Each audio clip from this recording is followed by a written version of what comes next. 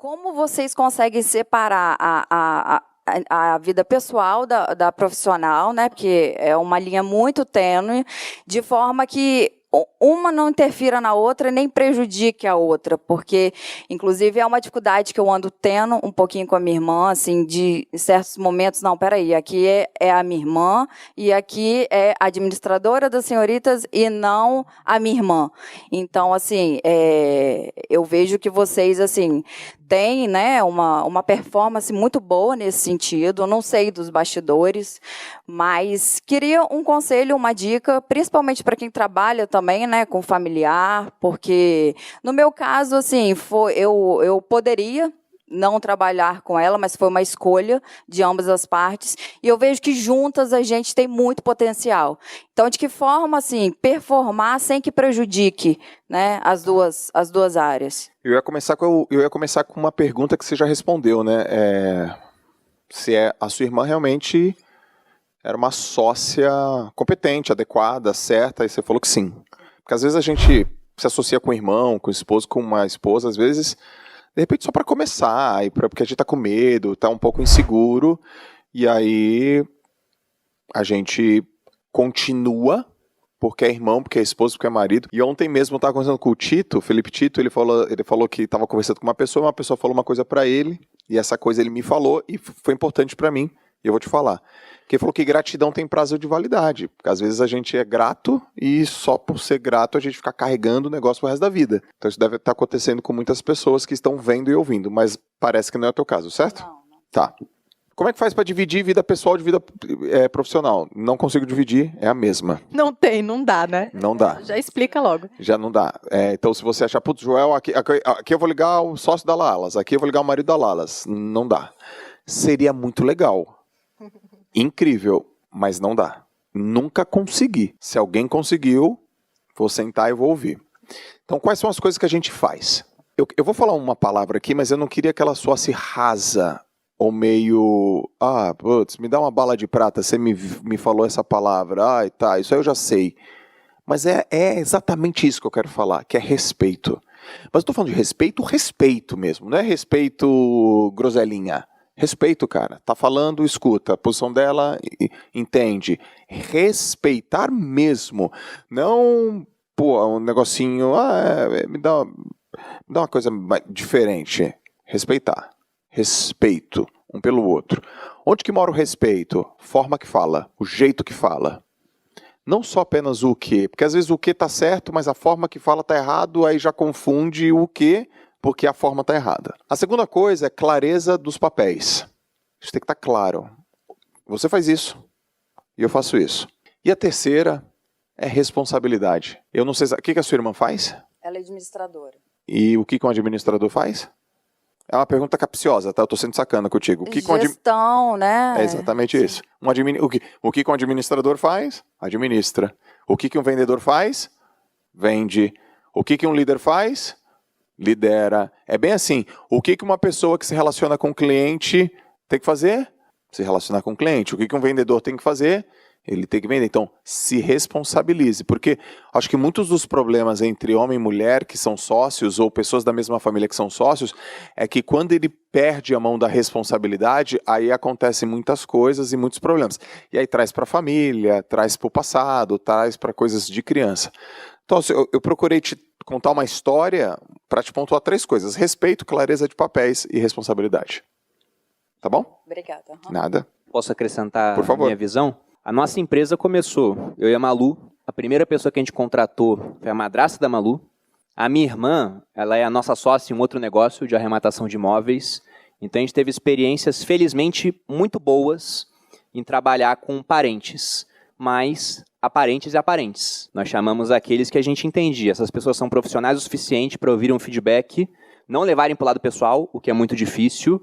E o mais importante, se um dia esse negócio tiver que acabar, elas vão entender o porquê. São pessoas razoáveis. E é natural no começo de um negócio, principalmente aqui no Brasil, a gente começar chamando parentes.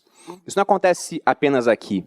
Você pega no Irã, por exemplo, onde a legislação trabalhista é extremamente complicada, onde falta confiança entre as partes, os negócios são essencialmente familiares. Aqui, como a gente tem um histórico muito grande de processo trabalhista, o pessoal vai criar um negócio, tem medo de contratar, contrata parente. E como eu disse, aparentes e aparentes, mas a pergunta que tem que ser feita é, em um mundo onde você tem uma grande oferta de profissionais, aquele teu parente é de fato o melhor profissional para você trazer para o seu negócio? Muito provavelmente não. Mas eu confio naquela pessoa, então você traz. Como não afetar a relação? Como o Joel disse, é muito difícil. A gente já dormiu brigado por conta de negócios. Vocês não sabem, a gente está separado há 6 meses. A gente mantém as aparências apenas. Sempre a mesma piada. Essa piada ela é clássica, eu tenho que usar sempre, tá, gente? Mas a gente já brigou por causa de negócio. E mesmo com dispositivos que existem nossos, combinados, para que as brigas sejam minimizadas. Como é que a gente resolveu boa parte das brigas e esse tipo de coisa funciona para os negócios que a gente tem com a minha irmã e funciona para qualquer tipo de relação que a gente tenha com pessoas próximas? Tem sempre um dono daquela função. Eu gosto de usar um exemplo de um condomínio. E isso mostra até como é que a propriedade privada é uma maneira de resolver conflitos, né? Porque aquilo que é meu não pode ser seu. Ponto final. A Malu tem a empresa dela, eu tenho a minha empresa. Uma vez eu fui dar palpites na empresa da Malu. E ela é livre para escolher seguir o que eu falo ou para decidir errado. E daquela vez, ela decidiu errado. Só que eu fiquei enchendo o saco dela. Eu falei, olha, não era para ter feito isso. Qual foi a vez? Só pra eu saber. Ah, tem várias, né? Você quer que eu cite uma específica? Não, porque você falou que eu decidi errado. Você decidiu errado. Aí depois aconteceu o que eu falei que ia acontecer. Aí eu fui lá e me gabei. Eu falei, tá vendo? Eu avisei. Aí nesse dia ela ficou irada, a gente foi dormir meio brigado assim. Ah, lembrei já. Só que depois a gente fez as pazes, lógico. Mas não era pra ela ter ficado irada, porque não era pra eu ter feito aquilo também, porque o negócio era dela. E o nosso combinado é, você é a dona do negócio, você decide, eu posso palpitar, mas a decisão é sua. E se aquilo é dela, não pode ser meu. Então, na sua empresa, por exemplo, se a sua irmã ela é sócia responsável por uma certa área, você pode dar feedback naquela área. Mas se ela decidir, a decisão é dela. Se ela errar, aí vocês conversam, chegam depois a um novo combinado, alguma coisa. Eventualmente, a sociedade pode vir a acabar, né? Porque o Flávio Augusto diz isso, né? Todo negócio, ou ele vai ser comprado, ou ele vai falir, ou vai passar para um herdeiro. Acho que é isso que ele fala, né? Isso. Então, negócios eles vão existir durante um tempo e depois eles acabam. Talvez acabe antes.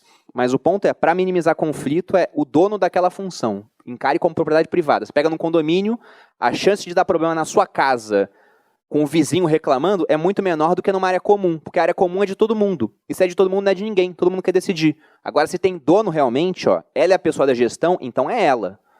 E ela se reporta para você de vez em quando, em reuniões de liderança, de board, mas quem decide lá é ela. Na nossa empresa é assim. A gente senta e discute um monte de assuntos, mas o dono das iniciativas da marca Joel J, dos resultados positivos e negativos, é o Joel. O dono da marca Bruno Perini sou eu. A do Thiago é o Thiago. O Thiago ele dá feedback para mim, eu dou feedback para o Thiago, a gente dá feedback para o Joel, vice-versa, mas cada um que decide no final. E cada um é dono da decisão. Só que aí eu vejo, poxa, o Joel ele faturou 120% a mais de um ano para outro. Aí eu aprendo com o que ele faz de positivo e ele também vê, pô, o Bruno cometeu aquele erro, não posso cometer igual. Ele aprende que eu faço de negativo, mas tem dono para tudo. Muito legal, Brunão. Porra, massa. Eu concordo com os dois e muito do que... Qualquer coisa que eu fosse falar ia ser muito repetido, até porque, né, eu me relaciono com os dois. Então, a gente meio que tem coisas parecidas. Mas eu acho que uma das coisas que eu faço muito bem na minha empresa, né, com os meus... Eu tenho alguns sócios, mas na minha empresa mesmo, com os meus funcionários, é que eu deixo muito, mas muito claro a responsabilidade de cada pessoa e no que ela é responsável, assim, qual é a função dela ali. E eu estou sempre perguntando, é isso que você gosta de fazer? É isso que você quer fazer para a sua vida? Então, vira e mexe, a cada 3 meses eu faço algum tipo de reunião e eu faço questão de perguntar, mas é essa função que você está gostando de desempenhar? Porque uma das coisas mais legais de fazer, né, num trabalho, é aquilo que você gosta, é aquilo que você ama, e provavelmente você vai fazer muito melhor porque você gosta. Então, obviamente que ela é sua irmã, né, o Bruno falou, às vezes não é a pessoa mais competente, mas ela tem que ter algum tipo de competência e tem que gostar daquilo. Até a divisão de tarefas entre eu e o Bruno, nas coisas que a gente partilha, a gente divide de acordo com o que a gente faz melhor e de acordo com aquilo que a gente gosta de fazer. Então, eu acho que isso faz total diferença, porque eu gosto de me relacionar com pessoas, eu gosto de falar, enfim, várias coisas que eu gosto de mandar também, então eu gosto de dividir funções, e essas coisas, sempre que a gente divide algum tipo de função, de tarefa, elas caem para mim, porque é o que eu faço melhor. E ele gosta de lidar com investimentos, ele gosta de, sei lá, fazer algumas coisas, às vezes ele não gosta, mas ele é melhor naquilo. Tem coisas que eu odeio, E mas que é eu ele faço que que ela faz. odeia mais. Tem isso Qual? também. Diz uma aí. Pagar conta. Imposto, falar com o contador, esse tipo de coisa. Nossa, eu não- A Malu nem discute isso. eu nem- Essa é a Foi o que eu Lalas faço todinha. ainda. Todinha. É, eu sei. Então, e eu nem discuto, porque eu não sei, óbvio, eu poderia aprender, mas eu ia despender um tempo para aprender aquilo, e ele já sabe fazer, e ele faz melhor de todo jeito, e eu odeio, então a gente usa essas coisas para dividir as tarefas. Então, acho que deixar muito claro o que cada um é responsável faz toda a diferença, e de preferência que seja coisas que essa pessoa tem mais habilidade e mais prazer em fazer.